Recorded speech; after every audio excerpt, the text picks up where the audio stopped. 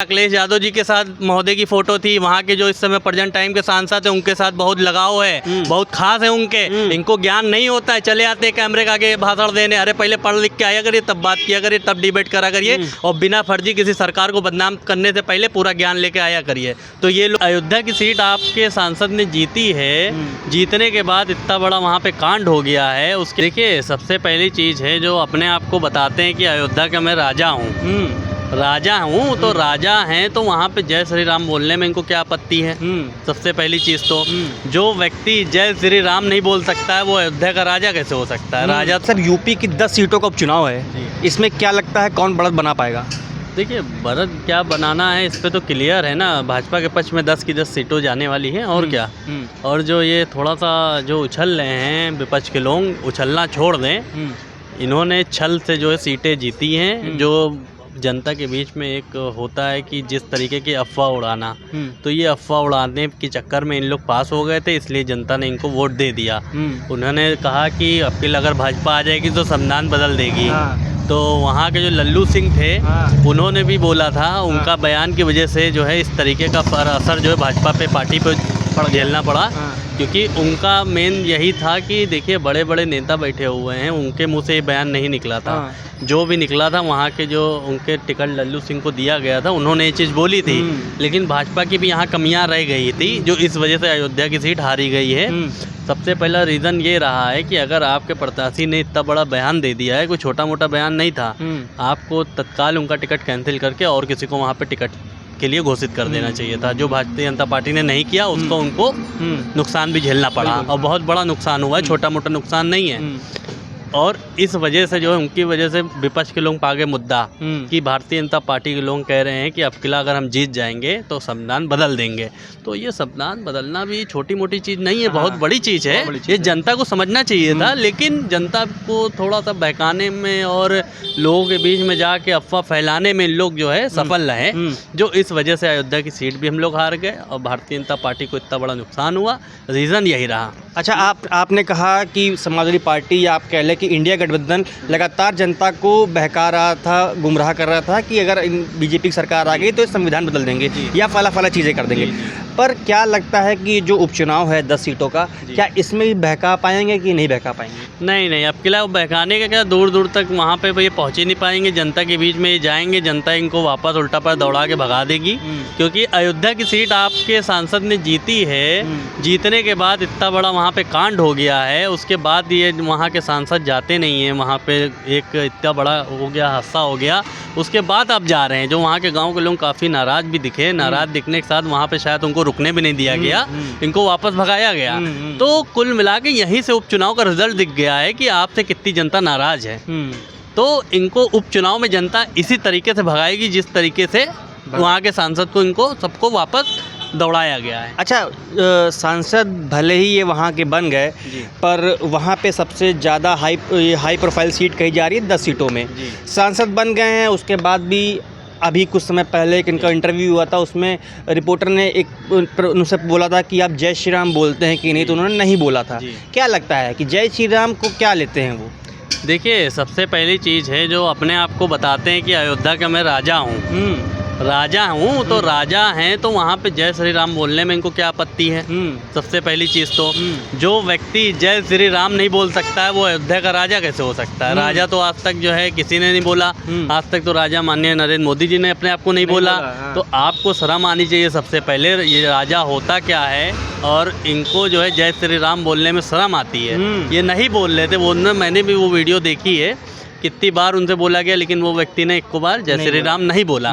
तो कहीं ना कहीं मन में इस तरीके की जो है सोच रखने वाले, जो राम जी को ना मानने वाले लोग हैं, ये कहीं ना कहीं आगे चल के इसका बहुत बड़ा इनको नुकसान होने वाला है। और भारतीय जनता पार्टी जिस तरीके से वहाँ की सीट हारी है, उसी तरीके की सीट प्रचंड जीत होके आगे हम लोग की सीटें वहाँ पे बढ़ेंगी, और अयोध्या की सीट भी भारतीय जनता पार्टी के पक्ष में जाएगी उपचुनाव में। भाई साहब, क्या नाम है आपका? हमका नाम है भगत सिंह यादव। यादव जी, यूपी की 10 सीटों पे उपचुनाव है, जिसमें सबसे हाई प्रोफाइल सीट अयोध्या मानी जा रही है। क्या लगता है अयोध्या सीट में समाजवादी पार्टी जीत पाएगी या कहते हैं बीजेपी जीत पाएगी? मिल्कीपुर वाली? हाँ, मिल्कीपुर उपचुनाव में तो सपा जीतेगी। ऐसा क्यों लग रहा है आपको? ऐसा लग रहा है कि भैया आप जो है, आप मीडिया से जुड़े हुए लोग हैं, आप धरातल पे देखिए, हजरतगंज जैसी जगह पे जनपद मार्केट, लखनऊ मतलब एक राजधानी है यहाँ, यहाँ तल्ले ऊपर किसी जमाने में आदमी होता था, मार्केटिंग होती थी। अब यहाँ दुकान वालों से पूछे कि भैया क्या पोजीशन है तुम्हारी, तो कहना लाइट बंद करके काम निकाल रहे हैं। और देहात में क्या होगा?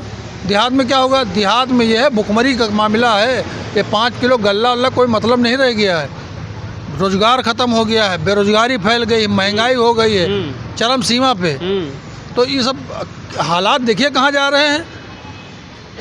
आप ज़मीन पे उतर के, आप तो मीडिया से लोग जुड़े हुए हैं, पार्टी से हट के बात करिए आप। हम तो पार्टी से हट के बात करते हैं, हम किसी जात पात की बात नहीं करते हैं। बताइए, कह रहे हैं, कहते हैं कि समाजवादी पार्टी जीतेगी वहाँ से, और जो बेरोजगारी है या कहते हैं महंगाई है, अन्य मुद्दे गिना दिए। अच्छा, तो देखिए, सबसे पहली चीज़ तो मैं आपके चैनल के माध्यम से बता दूं, अगर दुकान पे कस्टमर नहीं आ रहा है तो ये भी सरकार की गलती है क्या?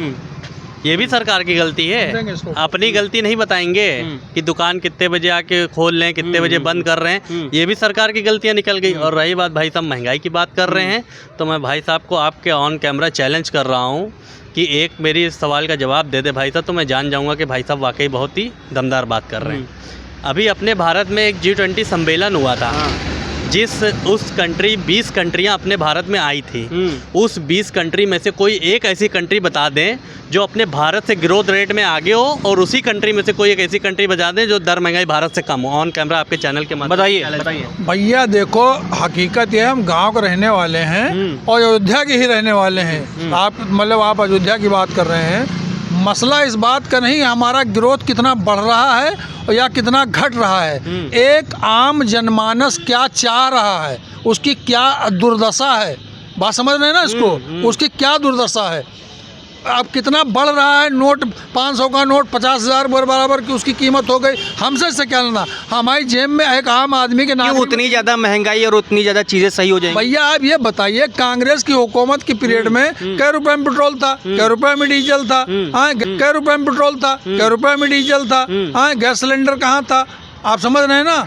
प्याज आज क्या रेट चल रहा है बताइए? आलू क्या रेट चल रहा है? जब किसान के पास हो जाएगा तो आलू बिकेगा 5 रुपए में, आज बिक रहा है 40 रुपए में। बताइए, अब ये बताइए, लोग कहते हैं कि किसान की आय दुगनी करिए, तो दुगनी कैसे होगी? ऐसे ही तो दुगनी होगी। अब यहाँ पे महंगा बिक रहा है तो भी दर्द है, किसान की आय दुगनी नहीं हो रही है तो भी दर्द है। तो भाई सरकार करे क्या? आप ही बताइए, उपाय दीजिए। बताइए। भ्रष्टाचार से सरकार पूरी तरह से डूबी हुई है। लेखपाल से लेके कानून गो और तहसील के जितना है और आपके ब्लॉक के जो कर्मचारी हैं, ये पूरी तरह भ्रष्ट लिप्त हैं।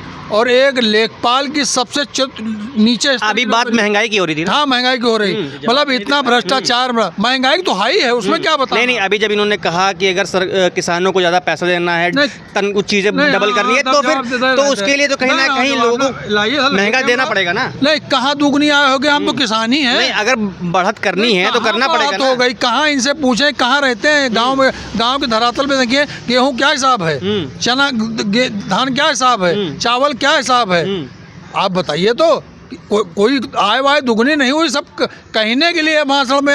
ये देखिए, हवा में बात करने वाले लोग हैं, इनको कुछ नहीं पता है। इसीलिए अभी मैंने पूछा कि भारत का ग्रोथ रेट जिस कंट्री से ज़्यादा उसका जवाब नहीं दे पाए, भारत की अपने दर महंगाई जिस कंट्री से कम उसका जवाब नहीं दे पाए। इसीलिए मैं आपके चैनल के माध्यम से बता दूं कि देखिए, सबसे पहले मैं आपके चैनल के माध्यम से एक चीज़ बताना चाहता हूँ। 2 लोग इस तरीके की अफवाह फैलाते हैं जो सरकार को बदनाम करने का काम करते हैं।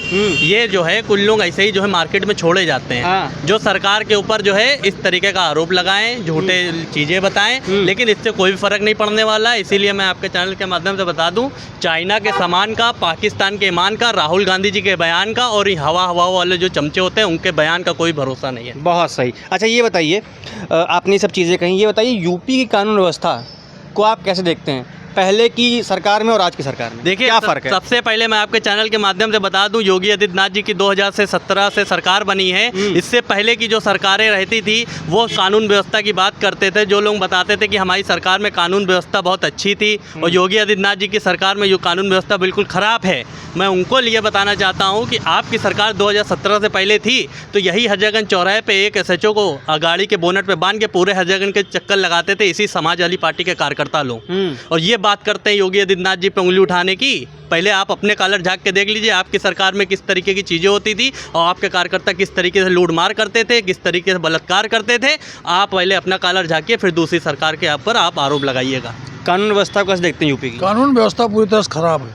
कैसे खराब है? अरे जगह आप देखिए, अभी मिल्कीपुर में जो है चला है कार्यक्रम, यहाँ मिल्कीपुर में हुआ, 2-3 घटनाएं हुई हैं, न मालूम कितनी घटनाएं डेली घट रही हैं।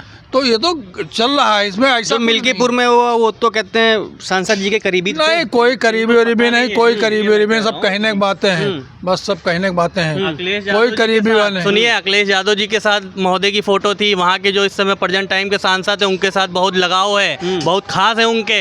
इनको ज्ञान नहीं होता है, चले आते कैमरे के आगे भाषण देने। अरे पहले पढ़ लिख के आया करिए, तब बात किया करिए, तब डिबेट करा करिए, और बिना फर्जी किसी सरकार को बदनाम करने से पहले पूरा ज्ञान लेके आया करिए। तो ये लोग ऐसे ही है भैया, ऐसे ही अफवाह फैलाते हैं जनता के बीच में, झूठी छवाई। इनको लोगों को कुछ भी नहीं पता है। और योगी आदित्यनाथ जी की सरकार बिल्कुल दोस्त है, बिल्कुल कड़क है, ऐसी सरकार होनी चाहिए। ये बताइए, 24 हमारे ये योगी आदित्यनाथ जी तो 24 घंटे के अंदर अगर न्याय देते हैं तो कौन सा बुरा है? आपकी माँ, आपकी बेटी, आपकी बहन, सब लोग सुरक्षित है, इस सरकार में नहीं है। भाई साहब को शायद इस चीज़ का गर्व नहीं है उस सरकार, उनके लोगों पे। इनको वही चाहिए कि दिन दिहाड़े लोग उड़ जाते थे, ये ज़्यादा अच्छा रहता था। आप सुरक्षित है, रात में 12 बजे आदमी घर जा रहा है, अकेले आ रही जा रही, ये इनको नहीं चाहिए। इनको वही चाहिए, क्योंकि ऐसी मानसिकता के लोगों की वजह से ही सरकार का ये हाल हुआ है, जो समाजवादी पार्टी का हाल हुआ है, इसी लोगों की वजह से। बताइए भैया, पहले जंगल राज था, पहले कहते कानून व्यवस्था दुरुस्त नहीं थी। ये तो इनको लग रहा है। बाकी एक आम जनमानस से पूछे, आम नागरिक से पूछे कि उसकी असली पीड़ा क्या है। रोटी रोजी और मकान, यही, इससे बहुत दूर हो चुका है आदमी। ये तो हमेशा चला है, हमेशा चलेगा। अच्छा, प्रशासन दुरुस्त होना ये जरूरी नहीं है क्या? नहीं, प्रशासन दुरुस्त हमेशा रहा, आज भी है। प्रशासन क्या करे? एक थाना तो हर कोई कहता है ना। मैं बता रहा हूँ आपको, एक थाने में कितने सिपाही होते हैं और उसका थाने का सर्किल एरिया कितना होता है। तो अपराध को नियंत्रण करने के लिए इसको खुद को जागरूक होना चाहिए। कोई सरकार या कोई ये नहीं कर पाएगी। सपा की सरकार में भी था और आज भी हो रहा है। गड़बड़ी सब। क्राइम तो कम नहीं होना है, पर प्रशासन मजबूत हो सकता है कि नहीं? कुछ नहीं मजबूत है भैया, सब आदमी अपने में परेशान है, रोटी रोजी में परेशान है। कोई प्रशासन, थाने में कितने केस जाते हैं, बंद हो गए तो थाने केस जाना बंद, तो थाने में ताला लग गया, काम सब खत्म, सब कोई मतलब नहीं रहेगी। बताइए भैया, थाने में ताला लग गया। इनसे पूछिए कितनी बार थाने गए भाई साहब, कौन से अपराध में थाने गए, पूछिए। नहीं, हम कहाँ जाएं? हाँ, तो फिर आपको फिर कैसे इतनी अंदर की नॉलेज पता है? इसका मतलब है आप या तो गए होंगे वहाँ पे, इस तरीके से आप ऑन कैमरा बोल रहे हैं। आप कितनी बार थाने गए, किस केस में गए, पूछिए। अपराध तो आप ही इसका मतलब करें, तभी थाने में आना जाना लगा रहता है आप लोगों का।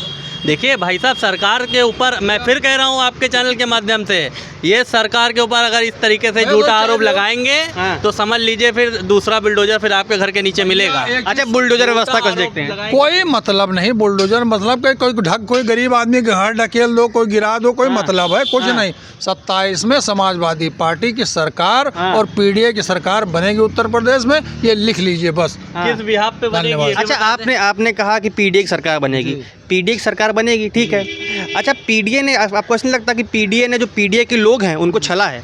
नहीं, काहे के लिए छला है? क्योंकि कहीं ना कहीं जो नेता विरोधी दल है वो उन्होंने एक सवर्ण जाति को बना दिया। ऐसा कुछ नारा उन्होंने कहते पीडीए का दिया, पर पड़ता, सबको लेके चलना पड़ता, ऐसा तो फिर नारा क्यों पीडीए का दिया? नारा तो है भाई, उनका हिस्सेदारी होती है उनकी। भाई उससे आपको टिकट दिया है। भाई आप ये मानिए कि 13 वर्मा को टिकट दिया है, 7-8 वर्मा चुनाव जीत के आए हैं, तो पीडीए का कहाँ नारा नहीं है? नहीं, वर्मा नहीं, सवर्ण को बना दिया है। अरे वो भैया सबको एडजस्ट करके चाहिए। अगर पीडीए का नारा दिया था तो पीडीए में से किसी को बनाते? नहीं, वो कोई बड़ा बहुत छलावा है, वो छलावा लोगों को ठगने का काम किया है और लोग उनके ठगाव में आ चुके। नारा इसीलिए पीडीए का दिया गया है। जो व्यक्ति बोलते थे कि आपने जाति कैसी पूछ ली, शायद वो भूल गए कि वो जाति पूछ के ही बात करते थे कि साहब का नाम क्या है, अच्छा मिश्रा जी। तो कुल मिला के पिछड़ों का उन्होंने पूरी तरीके से अपमान किया है। और पीडीए का नारा जो एक छलावा है और जो है समाजवादी पार्टी का सुपड़ा साफ हो गया, ये बहुत अच्छी तरीके से जान गए हैं। और कुछ इनके ऐसे लोग मार्केट में टहला करते जो अफवाह फैलाया करते, ऐसी वजह से ही जो आज समाजवादी पार्टी का यह हाल हुआ है। और भारतीय जनता पार्टी बहुत मजबूती से खड़ी हुई है, बहुत मजबूती से डटी हुई है। उपचुनाव में देखिएगा 10 की 10 सीटें भारतीय जनता पार्टी के पक्ष में आएगी। पत्थर पीस के मैदान नहीं हुआ, योगी जी को हराने वाला कोई माई कलाल पैदा नहीं हुआ।